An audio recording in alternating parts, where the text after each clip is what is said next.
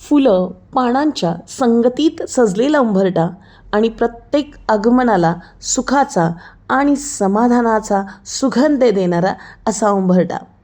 फुलांच्या उमलत्या हास्याने आणि पानांच्या हिरव्या हिरव्या रंगाने घराच्या दाराशी आनंदाची एक नवीन पहाट होते. हो की नाही मैत्रिणींनो? फुलापानांची रांगोळी म्हटली तर एक प्रसन्नता आणि अगदी प्रसन्न करून टाकणारं असं गालिच्या समोर येतं. तशीच काहीशी आहे आपली आजची डिझाईन.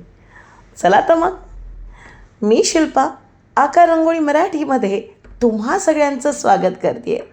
मैत्रिणींनो, जसं जसं आपल्याला नवीन नवीन अनुभव येत राहतात ना, तसंच आपण त्या क्षेत्रामध्ये त्या फील्डमध्ये एक चांगल्या लेवलला काम करायला शिकतो. आणि इथेही अगदी तसंच आहे.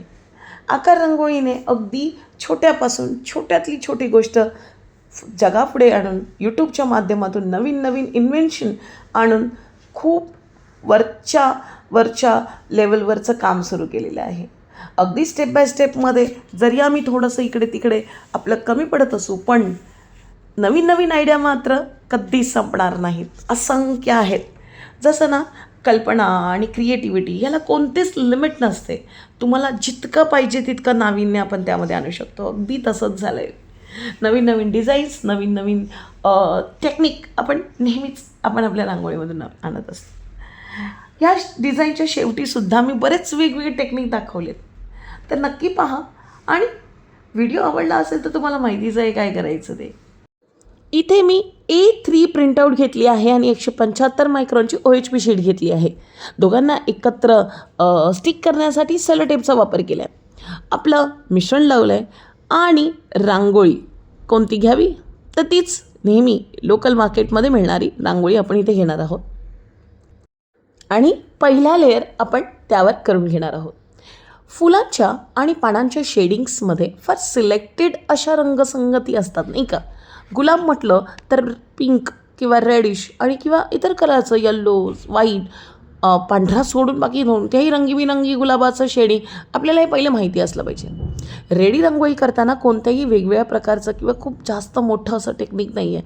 अगदी छोटंसं मिश्रण लावायचं, रांगोळी स्टिक करून घ्यायची, 2 लेअर तशाच रांगोळीचं स्टिक करायचं आणि त्यावर बॉर्डर किंवा शेडिंग आणि आउटलाईन करायची.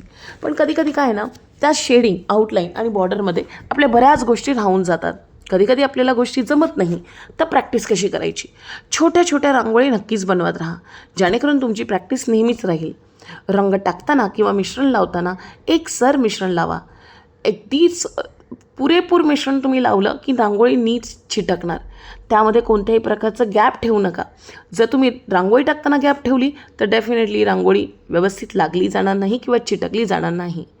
झटकताना पहिल्यांदा जेव्हा तुम्ही रांगोळी टाकाल आणि पेपरने हलकासा दाब देऊन उरलेली रांगोळी जेव्हा झटकून काढाल ना मैत्रिणींनो, ती पूर्णपणे काढायची आहे. किंवा जेव्हा एक्सेस रांगोळी व्यवस्थित पडेल तेव्हाच तुमची दुसरा लेअर रांगोळीचा व्यवस्थित लागेल. आता ह्यावर अजूनही सुद्धा तुम्ही जर अजून बारकाईने काम करत असेल तर करायचं असेल तर एक पेटल काम करा, एक रंगसंगती चढवायला शिका. म्हणजेच नक्कीच त्याच्या ओव्हरलॅपिंगमध्ये तुम्हाला तसं काम करता येईल. शेडिंग, नॅचरल शेडिंगसाठी तुम्हाला अगदी रँडमली कलर्स टाकायचे, म्हणजे अगदीच उडवायचं नाही आहेत बरं का. त्या शेपमध्ये, त्या साईजमध्ये व्यवस्थित घ्यायचे आहेत. रेडी रांगोळी बनवण्यासाठी रंगसंगती आणि की जितके जास्त तुमचा एक्सपिरियन्स असेल तितका जास्त तुम्ही चांगल्या पद्धतीने बनवू शकाल. अगदी पहिला लेअर व्यवस्थित सुकायला द्यायचा. पहिला लेअर व्यवस्थित सुकला तरच 2 ते 1-2 तास तरच दुसरा लेअर तुम्हाला मारायचा आहे इथे. अगदी तसंच मिश्रण लावायचं. रंगसंगती, ज्या रंगसंगती पहिल्या लेअरला लावलेल्या आहेत त्याच रंगसंगती तुम्हाला दुसऱ्या लेअरला मारून घ्यायचं आहे.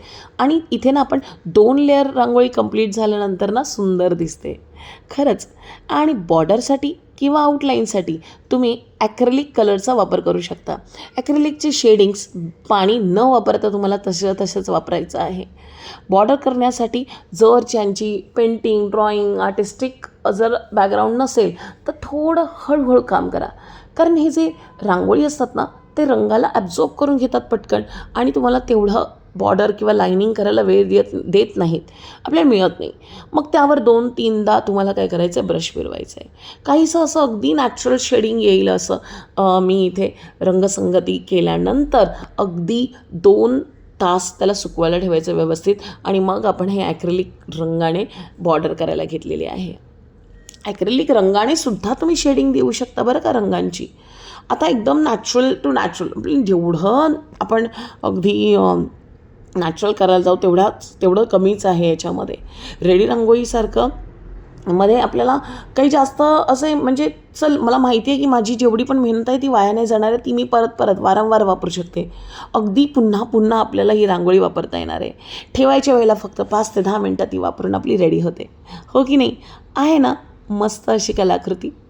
आणि माहिती आहे का तुम्हाला, ॲक्रेलिक रंगाचा वापर हा त्याच्यानंतर केल्यानंतर तुम्हाला कोणत्या वेगळ्या प्रकारचे त्यामध्ये वेगळं असे डिटेलिंग करायची गरज नाही पडत, किंवा तुम्ही त्यावर अजून स्पार्कलिंग ग्लिटरिंग काय टाकायचं असेल ते तुम्ही जे रांगोळीमध्ये मिक्स करताना तेव्हा टाका. इथे ना मी काय केलं, 2 वेगवेगळे रंगसंगती वापरली, म्हणजे कलरफुलसुद्धा आणि पांढऱ्या रंगाचं सुद्धा. पेन्सिलच्या मागच्या बाजूने आता अगदी छोटंसं सर्कल होतं नाही का फुलाच्या मध्ये, मग ते रांगोळीने न करता आपण डायरेक्ट रंग त्यामध्ये भरला ना तर अतिशय सुंदर दिसेल. पहा इथे मी पर्पल रंगाच्या रांगोळीमध्ये काहीसं ऑरेंज ॲक्रेलिक रंग पेन्सिलच्या मागच्या भागाने भरून घेतला. डिझाईन हळूहळू जसं अशी कंप्लीट होत होती तशी ती सुंदर दिसत होती. काय आहे ना मैत्रिणींनो, जेव्हा आपण आपल्याला काहीतरी नवीन ट्राय करायचं असतं तेव्हा इनिशियली तुम्ही नक्की स्टार्ट करू शकता छोट्या डिझाईन्सवर. सो तुम्हाला आमची ही डिझाईन कशी वाटली आणि छोट्या केलेल्या ह्या सगळ्या रेडी रांगोळीच्या गोष्टी कशा वाटल्या आम्हाला कमेंट बॉक्समधून नक्की कळवा. अरे एक गोष्ट सांगायची तर राहूनच गेली, मागच्या बाहेरच्या साईडला जिथे आम्ही पांढरा रंग चिटकवून घेतला आहे ना त्याच्यावर सुद्धा मी व्हाईट ॲक्रेलिकने थोडंसं कलर करून घेतलं आहे, कारण पांढरी रांगोळी चिटकल्यानंतर काळसर होते आणि ती काळी पडू नये म्हणून त्यावर पांढरा रंग. तुम्हाला आमचा हा व्हिडिओ कसा वाटला, ही डिझाईन कशी वाटली आम्हाला कमेंट बॉक्समधून नक्की कळवा. आणि व्हिडिओ आवडला असेल तर माहितीच आहे तुम्हाला काय करायचं आहे, लाईक शेअर आणि सबस्क्राईब करायचं आहे. ही रांगोळी नुसती ठेवल्यानंतर ती इतकी सुंदर दिसत होती, तशीच ती रांगोळी एखाद्या ब्लू बेसवर सुद्धा चांगली दिसते.